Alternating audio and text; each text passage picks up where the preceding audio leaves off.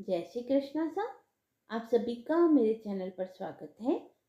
आइए सुनते हैं ज्येष्ठ मास महात्म्य अध्याय 3 व्रत वर्णन महात्म्य। स्कंद जी कहने लगी कि हे मुनियों, सब पापों का नाश करने वाला ज्येष्ठ मास के दिनों का महात्म्य और संपूर्ण जलदान का महात्म्य मैं तुमसे कहता हूँ, श्रवण करो।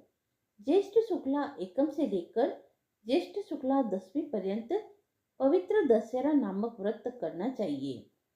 प्रतिदिन गंगा जल के पवित्र जल से स्नान करना चाहिए। समस्त तीर्थों के अभाव में जो भी जल मिले वह भी गंगा जल के समान ही कहा गया है।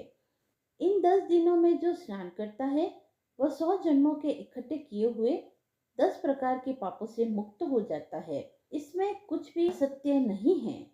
इन दिनों में अनेक प्रकार के दानों को देना चाहिए। इस 10 विधि पापों में 5 महापाप और 5 लघु पाप है। इन दिनों में दिए गए सब दान अक्षय हो जाते हैं। हे ब्राह्मणों, ज्येष्ठ मास शुक्ल पक्ष की द्वितीया के दिन अपहान समय में प्रसिद्ध समान नामक कल्प प्रारंभ हुआ। उस द्वितीया के दिन समान नामक कल्प में स्नान, दान, श्राद्ध और ब्राह्मण भोजन कर्म को भगवान विष्णु के निमित्त जो भक्ति और श्रद्धा से करते हैं उनको कोटि गुना अधिक फल प्राप्त होता है। और ज्येष्ठ शुक्ला तृतीया के दिन पंचाग्नि साधक नामक व्रत आरंभ होता है। पंचाग्नि साधक व्रत को मास के अंत तक करने से मनुष्य समस्त पापों से छूट जाता है और तेज में सूर्य के समान हो जाता है। इसमें कोई संदेह नहीं है। इस तृतीया के दिन विशेषतः रंभा व्रत करना चाहिए। सद्वा विधवा सभी स्त्रियां इस व्रत को सौभाग्य सिद्धि के लिए करें। हे ब्राह्मण, ज्येष्ठ इसी तृतीया को वामन कल्प का प्रारंभ हुआ था। अतः तृतीया के दिन दही और चावल का दान करने से भगवान वामन संतुष्ट होते हैं। आज के दिन विधि पूर्वक श्राद्ध, तर्पण और ब्राह्मण भोजन करने की कर्म को करना चाहिए।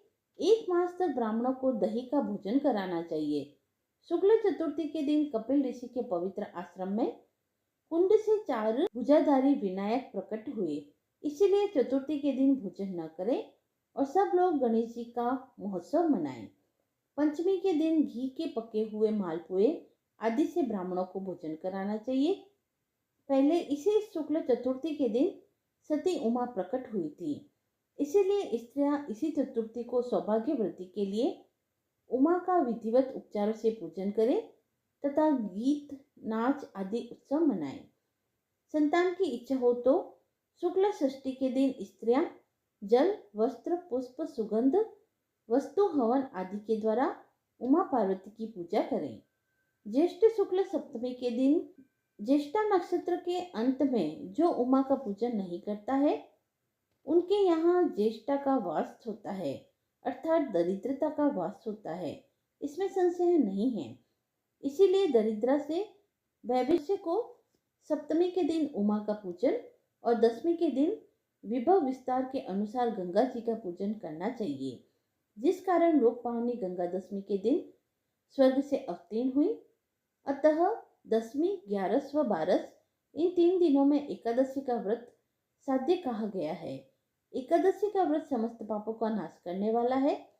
इसका व्रत निर्जल उपवास करने से सिद्ध होता है।